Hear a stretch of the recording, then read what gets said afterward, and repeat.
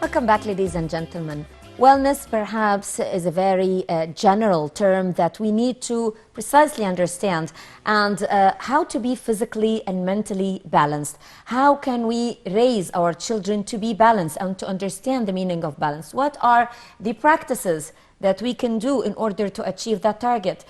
These questions will be answered today with my dear guest today, Evelina Vittorio-Scerbo. She is wellness consultant and researcher. Thank you very much, Evelina, for coming today. Nice to meet you. Thank you for inviting me. Thank you. Now, to start with, let me ask you about what you do in general and what is exactly that you're doing, because this is a very broad term, as I mentioned.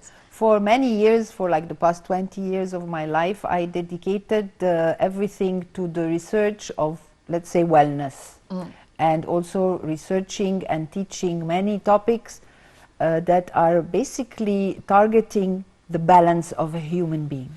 So I go into homeopathy, I go into Ayurveda, I go into yoga, I go into psychic development, I go into meditation. Many fields I am interested in and working in. Okay, so yoga is part of wellness or well-being. Of course, yoga is a branch of, or a method or a tool to reach well-being. So, and it is very important one, since it is absolutely old and it proved its efficiency, and it has everything in it. It has the physicality, the physical balance, and then the mental balance, and then the balance of the breath, and then even the spiritual balance, because it helps you meditate, it helps you connect with divine.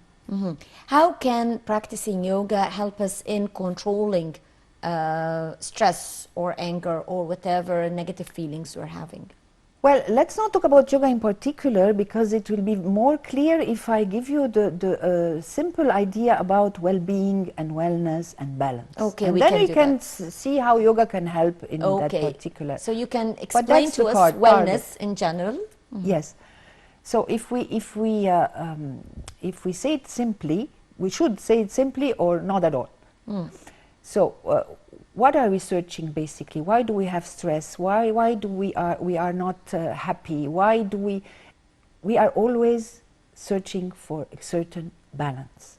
So I would say that well-being or wellness is the perfect balance. And this balance is not perfection, is not an extreme, be it right or left. It's just feeling good, being in my normality, in my balance. And we all very often feel that. How do we keep that longer and we keep that steady? So, of course, being simple, I will explain to you that as a physical body, I am not only substance, I'm not only matter, I'm not only organs and muscles and blood, I am also emotions, I am also mental thoughts. So all I am energy as well. I am energy as well. All of me, I have to be balanced in everything, more or less, so I can perform, I can enjoy, I can be well, live happily. Okay? And this is a balance that every one of us do, but sometimes we go into excesses and we go out of this core of balance. So methods like yoga help us go back, help us rebalance ourselves. Something else I want to say is that when you are emotionally, mentally, physically coherent, balanced, then you have to also address your other aspect, because we are not only human beings, we are also light beings. Okay? So we have an energy field, we have a light form that has been even scientifically proven with many now well-known devices and machines. We are also an aura, we are also energy, and this energy has been translated in many forms. It is called chi, it is called ki, chi in the Eastern world, it's called ki in Japan, it's called prana in India. It is called ka in ancient Egypt. Ka in ancient Egypt, exactly. And it's called basically vitality, well-being. So this is very important to always have in front of us, to be in it all of the time. Okay? So it's a balance of my human form and it's balance of my light form. If I can more or less keep that into my scale balanced, I'll reach well-being with many, many tools, be it yoga, be it meditation, be it enjoying fresh air in nature, being healthy in many ways. And yoga is helping all those ways in a very simple method. Anybody can do yoga. Speaking about energy, is it true that some people are naturally and without having the intention to do so, they absorb the negative energy of others, and this reflects on them physically, like feeling a headache or physical pain because they get affected by the negative energy of others, while others transmit negative energy without intending to do so as well? As this is very true, the opposite is also very true. So if you go to a sacred place, like a mosque or a church or in a place in the mountains or any sacred place in the world, you feel well. Yes. You enter and there is something, and you're energetic and you can breathe easily and you're joyful. This is also true. So the opposite that you're mentioning, it is, according to me, two sides. So the first side is that you will not feel negative if you don't have the negative already in you. So if you're not balanced, if you're tired, if you're sick, it will affect you. It will make you be in this energy negative that you say. This is one thing. The second thing is that if my aura, we talked about, my energy field, because I'm not only a human body, I'm also an energetic body. If this energy field is not more or less healthy or compact or balanced, then I have openings that are measured scientifically as well. So my aura is opened. I am not balanced. These are the chakras, or the chakras are No, it's just an energy field around you. It's not, okay. Yeah, and this energy field could be more or less balanced, compact, closed. You are in your energy field, and you feel it because sometimes when people you don't know come very close to you, it's your energy field, so it's discomfort a bit. So that's how you know that you have around you a space that belongs to you. And this space has to be also balanced. So when it is opened, you receive from the outside more easily any negative vibrations. Okay? Yes. So it is coming from the outside, but it's also because you are not in your compact, happy place and balance of your physical and your energy. And how can we do that? Yoga is a good way, but breathing is also a good way. Let's learn to breathe.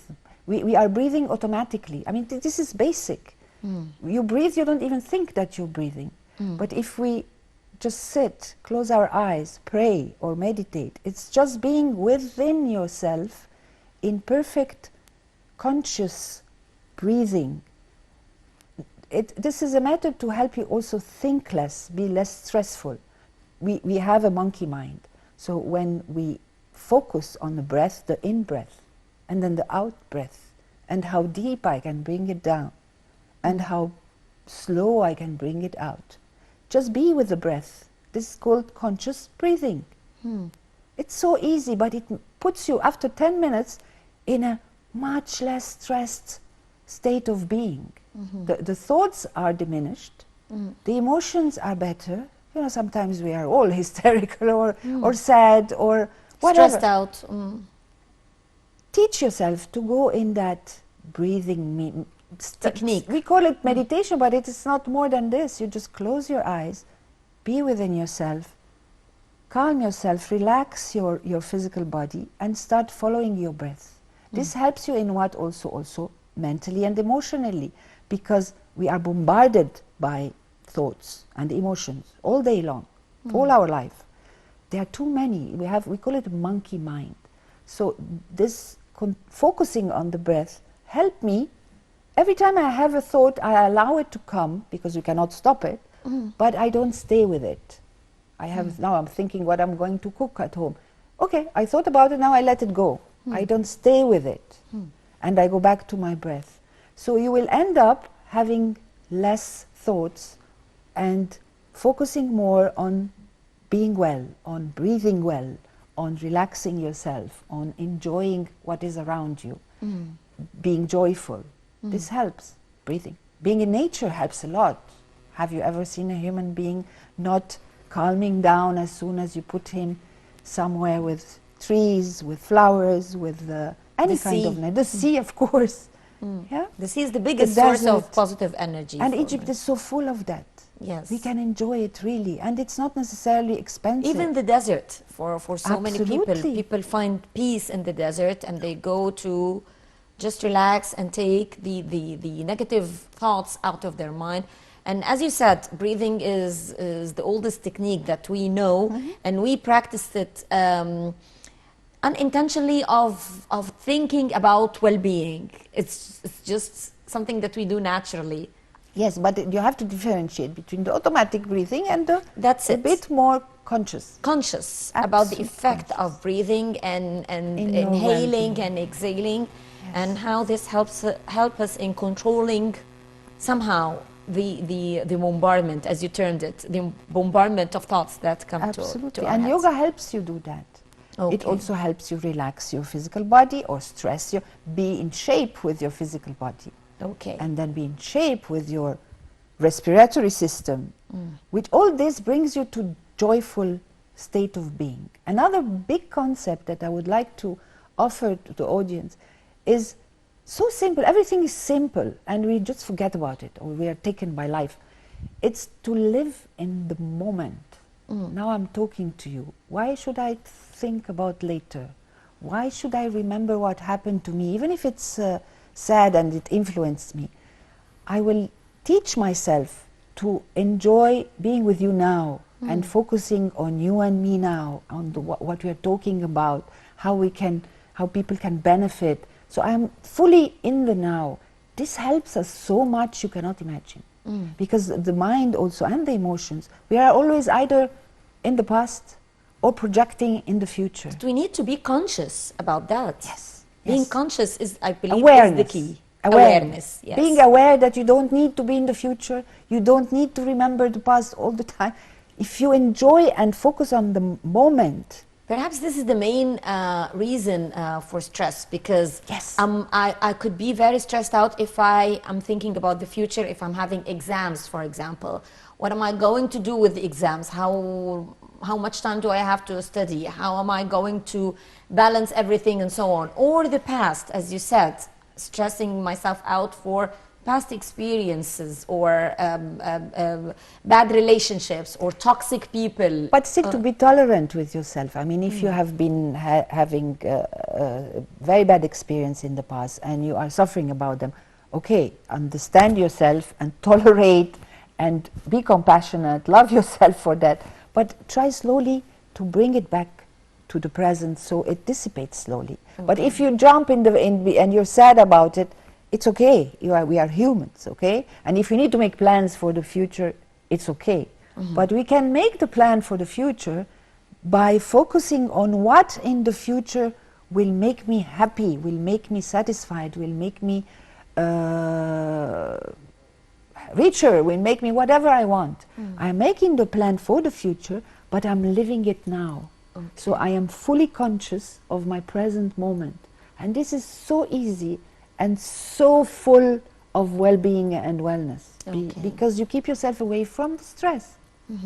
How can connecting with the surrounding environment, with the universe, with nature, help us in connecting with ourselves?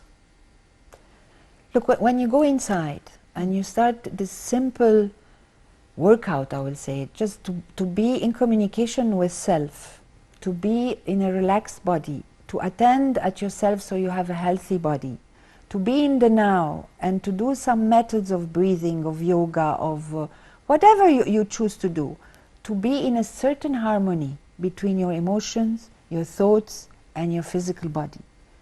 Automatically you will close your eyes and pray or meditate and you will feel that it is different. It is more open to the universe. It is more open to Mother Nature. It's a tool that helps you expand not only within yourself, but outside. So basically, in a simple way, if you gain more or less a balance inside, you can expand it to nature and you can expand it to the universe, and you communicate better, you connect better. You are also a light being, so you are balanced over there as well. Okay. I'd like to thank you very much, Evelina Fatorio Sheribo, wellness consultant and researcher. Thank you very much, Evelina, for coming today and sharing your experience with us. Thank you for inviting me. Thank you. Ladies and gentlemen, this brings us to the end of this edition of Women's World. I'm Hala Al-Hamalawi. Many thanks for watching.